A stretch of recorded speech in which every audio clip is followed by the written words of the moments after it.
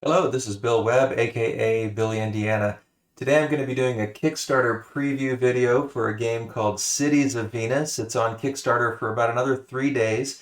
This game was designed by James and Adam Staley and is put out by 10 Robot Games. I want to thank Brian Greer of Game Brigade. He has a video that's a preview for this game, and when he finished playing, he asked me if I would like to try it. And I also want to thank 10 Robot Games for giving me the chance to obtain Brian's prototype copy. This is a prototype. And giving me the opportunity to make this video. So if you're curious about this game, stay tuned to watch the video, but also hurry on over to Kickstarter. It ends in about 3 days if you want to check out this project, Cities of Venus.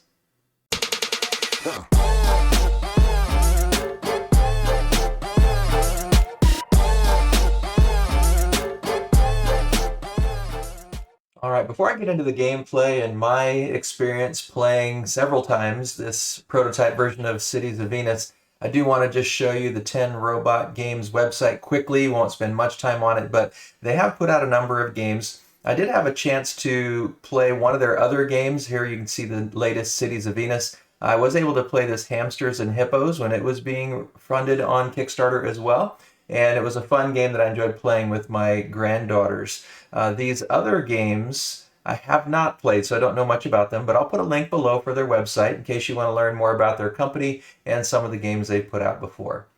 Now, specifically, this game, Cities of Venus, you can see, as I said, there's about 3 days left, and they've far surpassed their goal, funded in 90 minutes. This video is a kind of an interesting video that sort of tells the backstory, the theme of the game, and you can see in this Kickstarter edition, there's going to be a solo mode included, and they classify it as a medium to lightweight sci-fi Euro.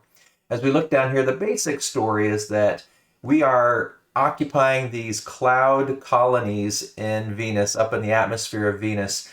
But because of the harsh conditions on the planet's surface, we can't live on the planet's surface, and we can only occasionally mine for some of the minerals that are there. So most of our resources and all of the V-nauts, the astronauts to Venus that are working here, have to be sent from Earth in these drop canisters. And so we are in these cloud colonies receiving these drop canisters to try to survive and mine the surface of Venus and extend where humans might be able to live beyond the Earth.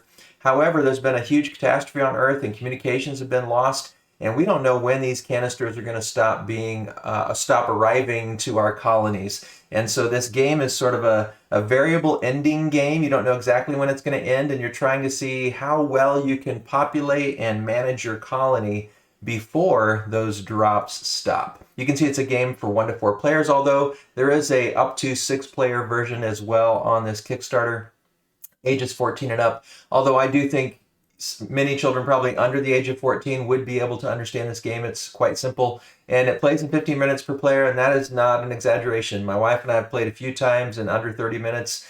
Played a 3-player and a 4-player game, all of which really matched that. Even the 4-player game we played was well under an hour, and I was the only one that had played before with that group. So I would say that's for sure an accurate statement. Here you can see a little bit of that story that I just mentioned, and here you can see all of the different things that would come in the standard 4-player. Oh, it looks like this might be the 6-player setup version with all of the 6-player boards, all of the cards, all of the minerals, these little mechs to hold your dice. So that's kind of a picture of all of it if you get the 6-player version of this. And then here you can see these mechs. If you paint them, they don't come painted, but you can get them. I think that was one of the stretch goals. Well, I think I remember looking back down here earlier that they are now washed, but you could obviously paint them if you want. And you can see that this basic copy that is potentially going to be brought out to retail in the future is all you would be able to get. If you want this exclusive Kickstarter edition with the extra features, this is the one time to do it. I'll talk a little bit more about gameplay later, but here it's a nice, if you want to see on their website the basic fundamental steps of the game, you can see that you're going to have a drop, and that's when the canisters are arriving. You're going to resolve any events that show up. You're going to erode your shields because Venus is a harsh place. You're going to grow your population as new V-nauts arrive in those shipments. You're going to potentially innovate, and that will explain how that happens.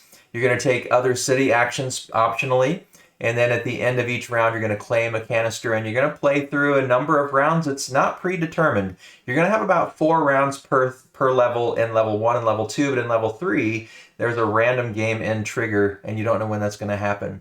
You know you know when it happens when this card shows up in the deck as part of the drop. And that means that is the final round. So it could be in the first of 4 rounds in the third era. It could be in the second or the third or the fourth. It's randomly determined. So you don't know when those canisters are for sure going to quit arriving.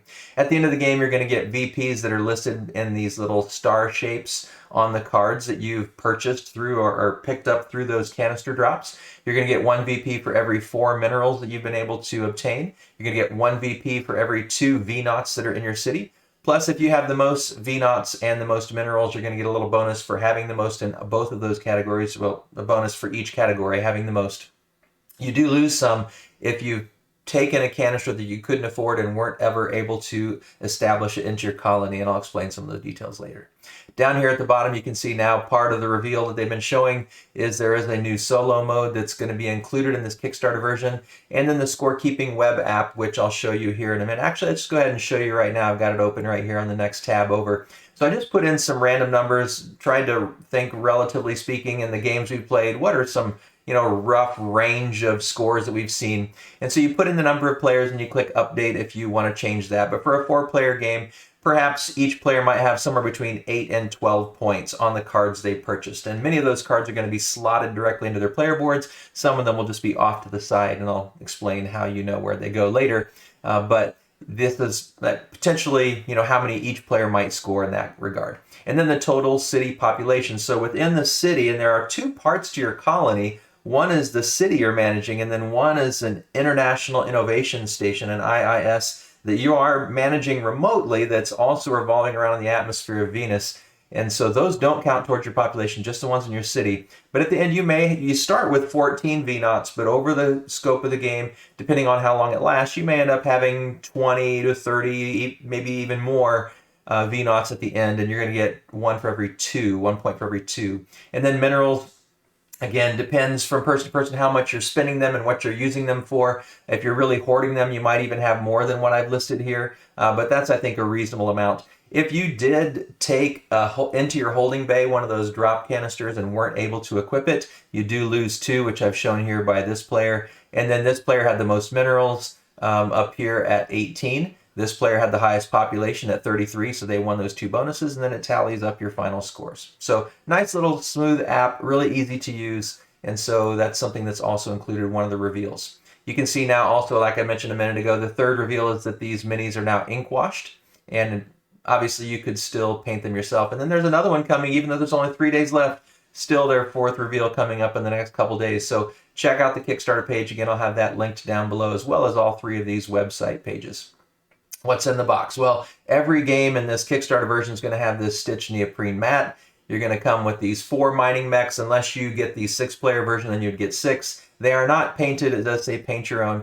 There are these 4-layer, quad-layer board game player boards where you're going to be slotting cards in and storing your V-Knots.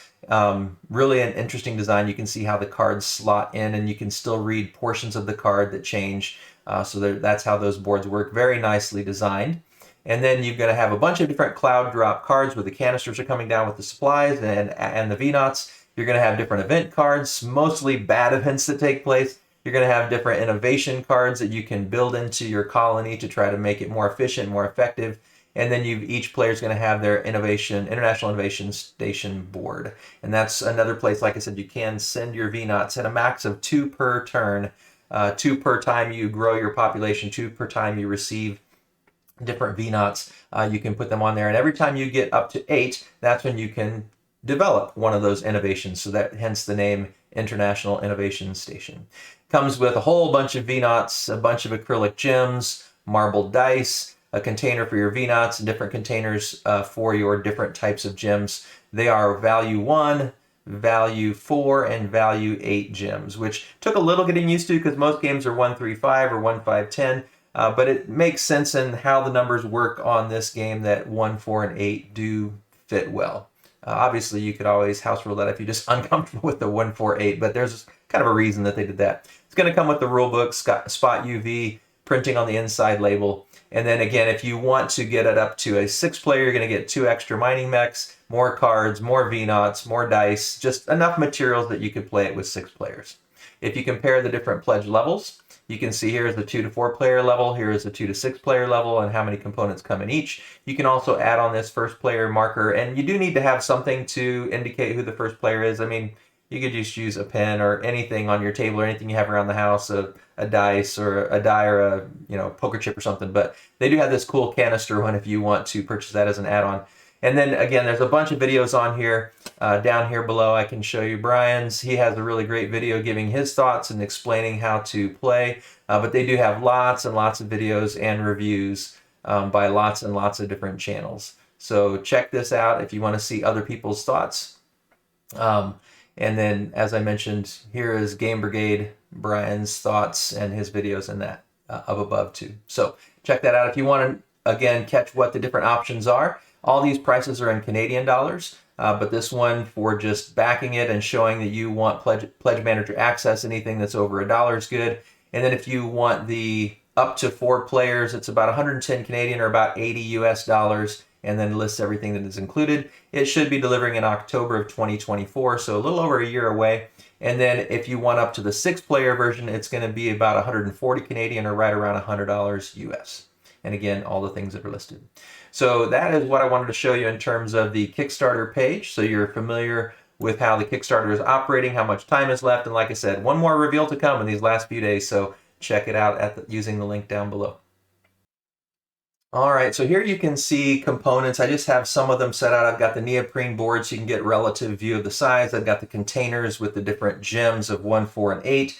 I've got already 1 drop of cards out here. These are the drop cards. I'll mention something about that in a minute. These are the event cards that you're going to be looking at potentially every round. These are the innovations. There's currently 8 different innovations, and you take all 8, you shuffle them up, you put 4 face down, and then you put 4 face up on top of that. And so, for instance, if someone invests in this innovation, they're going to take it and put it into their city, and then they're going to flip this one over for the next player to see, and it becomes available. So there's going to be kind of a randomness to how those 8 are arranged, and there may even be more innovation cards in the Kickstarter version, but for now in this prototype version, and so all of these things are subject to change. And they have even made some very slight rules tweaks just to try to make the gameplay a little bit more interesting. And I like the tweaks they've made so far. I've played both with the original rules and the slightly adjusted rules. Both work really well, but I do like the adjustments they're making. And again, they're not huge changes, but just some small tweaks to try to make the game even more enjoyable. And then down here we do have our player board like you saw on the page. It's got the quad level, and you start off with 4 VNaughts in your food station, which is represented here by the utensils. You got 4 in the air station, which has this air vent. You got 1 in your power station, which has this little nuclear symbol. You got 4 in the shields, which shows this little shield. You got 1 mechanic over here with the wrench symbol. Nothing in the mining station, and we haven't mined yet, so we have no minerals that go here. And then down here is the compartment bay where you can store different canisters you've collected that you weren't able to install originally. You can put them down here and then pay an extra mechanic. It's really dangerous on Venus, so almost everything you do, your mechanics just don't survive. And so you're constantly losing mechanics to this harsh environment and the hard work that they're doing trying to maintain this colony. And then you also have this innovation station, International Innovation Station. And there's a couple nice things on here. It's got the 6 steps of the game, the end game scoring, and then it's got, again, a reminder that if you get 8 of your VNaughts on here, that's when you can create one of those innovations and install it into your city tile. Every player is going to get a little marble die. The prototype didn't come with those 3D miniatures, so I won't be able to show you that. But you can kind of see everything else. Kind of a cool little rocket spaceship thing here for your astronauts and little volcano things there. Now, in terms of the drop cards, there's Era 1, Era 2, and Era 3 cards. In the Era 3 cards, one of them has this Earth picture, and that's the game end trigger. So you're going to take a certain number of cards in each Era deck according to the player count, and then you're going to shuffle this one in somewhere in the middle. Shuffle it all up so you don't know when it's coming out. And then you're going to put the 3rd on the bottom, the 2nd on top, and the 1st on top of that. And I've got all the cards here from the prototype, so it would be less than that, but you're going to have your stack of cards in that order. And then you follow the instructions that are given on this card. So in terms of gameplay around would be step 1, drop. Well, I've already done the drop. You're going to put out cards here according to player count. And so we've got these cards out. Second, you're going to resolve events. So on some of these cards, you can see this one has this little yellow triangle that matches the triangle on the event cards. So in round 1, you can have a maximum of 1 event. In round 2, you can have a maximum of 2. And in round 3, you can have a maximum of 3 events. Here we have round 1, only 1 event showed up anyway. We take the event card and then everybody has to do what the event says. So this event says we're going to lose 1 of our V-Knots in the power station, 1 of our V-Knots in the shield station, and 1 of our V-Knots in the mining station. Now if that happened right now, I would be in bad trouble. I would be losing this one and this one, but I don't even have one here in the mining station. And anytime you can't satisfy the event specifically the way it's dictated, I would have to account for this miner that I don't have to lose by losing 2 others from some other combination. I could lose 2 from 1 or 1 from 2 different ones, but I'd have to lose 2 instead of just 1, so it becomes even more painful. And there are a couple of these event cards that are beneficial. Most of them are really tragic, and everybody suffers the same event. And so we go through that step, we resolve the event. Then we drop the shields. Again, the people that are maintaining the shields, they have a high-risk job, and they're just people always that are falling prey to the dangers. So, you know, again, with this event, if we just kind of play out this round briefly, again, I would lose this power one, I would lose this mechanic, and I'm just going to say I'm going to lose 2 for the shields because I didn't have this miner over here, so that's how it would satisfy the event. And then for drop shields, everyone loses 1 of their shield V-Knots, and it's just a harsh, dangerous place. Then we go on to step 4, and you can basically do most of these steps simultaneously, the first 5. And then step 4 is grow population and deploy. So you look at your food and air supply, and whichever is the lowest of those, that's how many new V-Knots you're going to get. So I have 4 and 4, and that's what you start the game with. And so that means I'm going to get to add 4 V-Knots to my, my city. And of these 4 V-Knots, anytime you're adding V-Knots to your city, you can choose to put up to 2 onto this tile. So I'm going to set 2 aside over here for now, just to say I'm going to put them on here. I'm going to put 1 in the mining, and I'm going to put 1 up here in the power area. Let's lay them down so you can see them a little clearer. And that's my grow population, and then deploying them either to the IIS or to the city. Then we're going to do city actions. Now there's a few different city actions you can take. If you have minerals here, you can spend 4 minerals to hire a new V-Knot.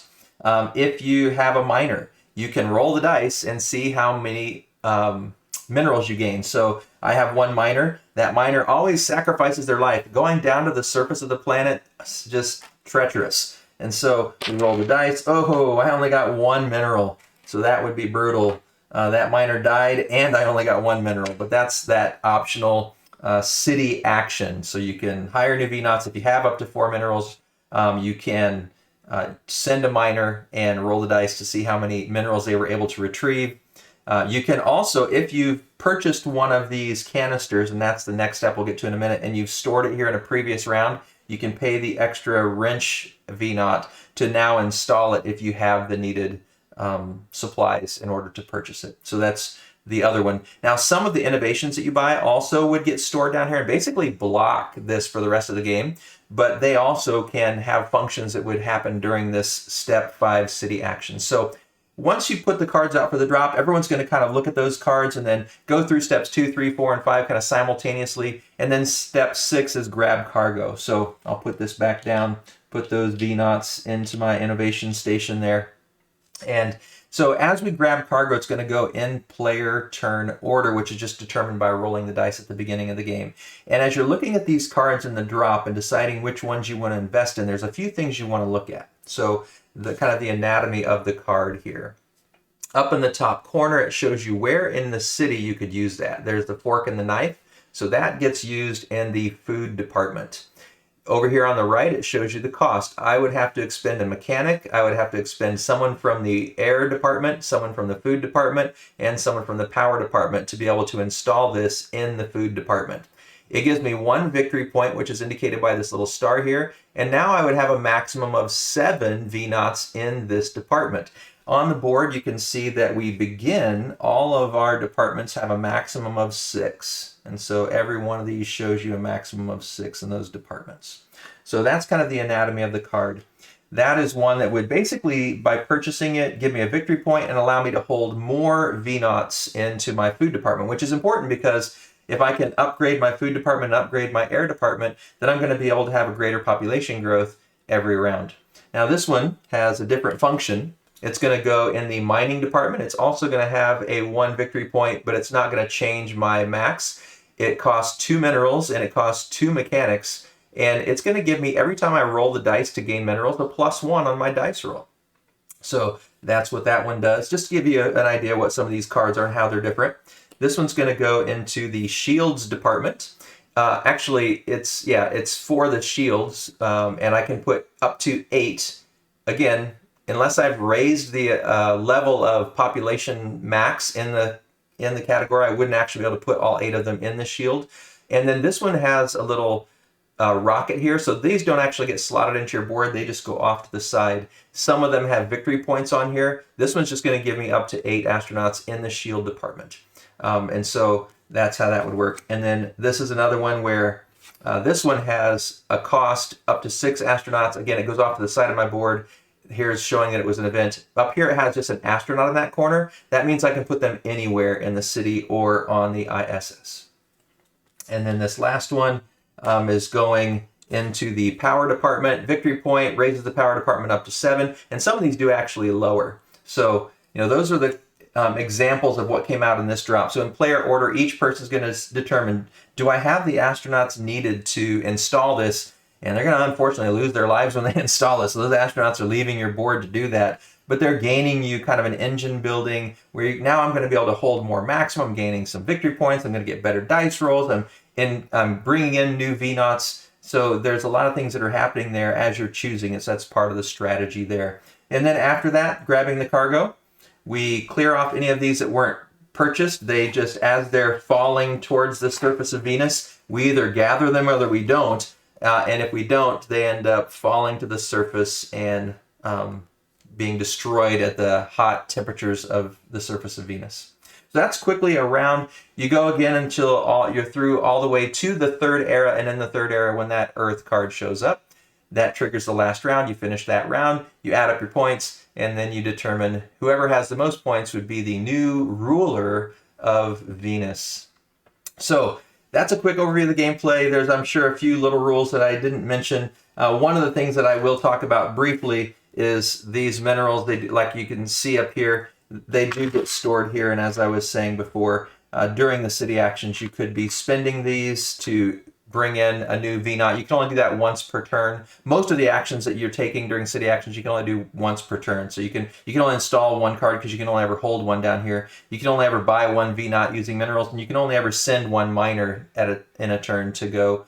And anytime you send astronauts to your IIS, you can only maximum send 2. So there's a few restrictions there to keep in mind as you play. But that's a quick overview of the gameplay. Hopefully that makes sense. And now a little bit of information about what I thought about the game, kind of my reflections on the gameplays that I've had. All right, well, this isn't a formal review. I do want to give you just some thoughts about what things I enjoyed about the game or I could see other players enjoying, what things that either stood out to me as possible cons for some players, and I'll mention that, and then other recommendations that if you like those other games, it might mean you like this game or vice versa. So first, what did I enjoy about Cities of Venus? I really like that it's a quick, crisp, snappy game. It's pretty easy to learn. You can play it in 15 minutes per player with no exaggeration. That's a really legitimate time frame. You got the simultaneous play that assists in that, and it ramps up quickly. At the beginning, you're like, oh, I don't have enough V-Naughts. How am I ever going to get anything done? And then as the game goes on, you're quickly, okay, well, now I need to upgrade these because now I need to put more V-Naughts out here. Plus, they're worth victory points at the end. And so there's a lot of changing and ramping up of your powers and of your population as it goes. So that was really a fun part of the game for me. The second thing is the theme is interesting. And even in the rulebook, it's really cool how at the end they talk about how different countries have tried to consider, could we populate the atmosphere of Venus? And they even give some science behind some of the thoughts and experiments that have been done and thought through to see, is it possible? Could we actually do something like this? So I thought that was really cool. The other thing is that the theme kind of, it's a Euro game in a sense, but with a little bit of dice rolling mixed in. But It's got this feeling like these canisters are coming and they're falling, and if you don't get them, they just get destroyed. They're lost forever. We don't know when the canisters are going to come falling, so especially once you get to that third era, you know, it could end any time, and we've had them where it ended right away in the first flip of Era 3. We've had them where it went all the way to the fourth round of Era 3. And so, yeah, it feels kind of thematic that way too, and it's a harsh place and just losing V-Nauts left and right, and every time they do something meaningful, they lose their life, and it's just, you're developing these innovations that make sense. And yeah, while it's not heavily thematic in terms of being narrative or campaign driven or anything like that, you can feel the theme, and I like that for a Euro game, so that stood out to me. It's interesting and it feels integrated. The third thing that I really liked is the variability. And I know there's going to be even more variability in the final edition as opposed to just this prototype copy.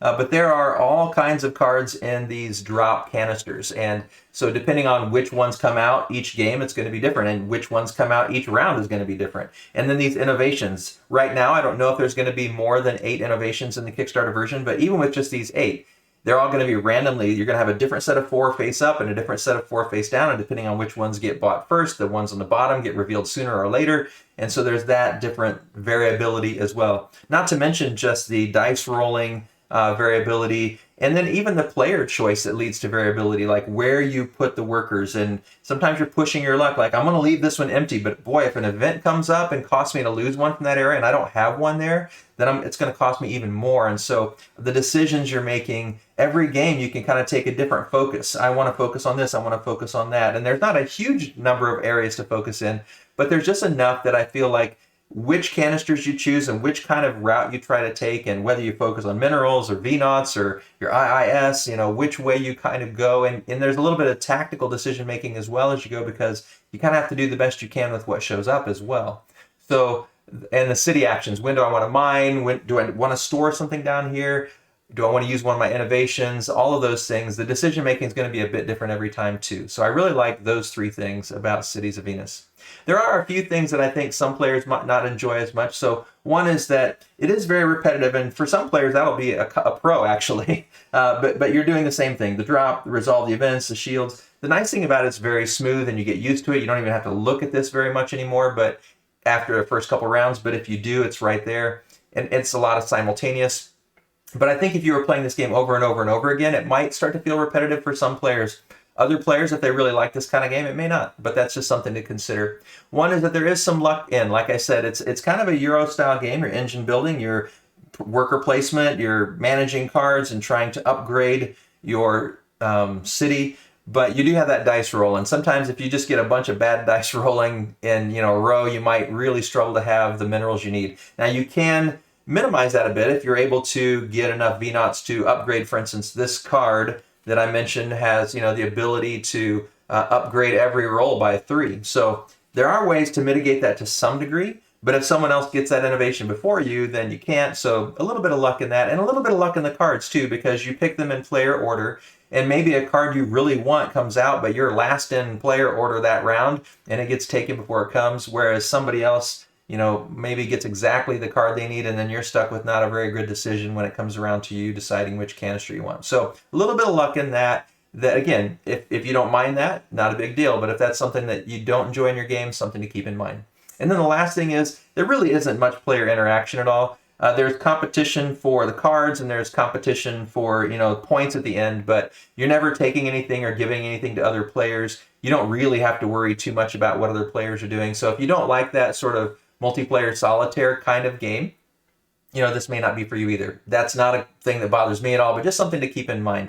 And if you are a solo player, you like that feel, this might be exactly, like I said, all of these cons I'm mentioning, they actually be a pro for certain players. I'm just mentioning so you know kind of what you're considering here if you're thinking about potentially investing in Cities of Venus.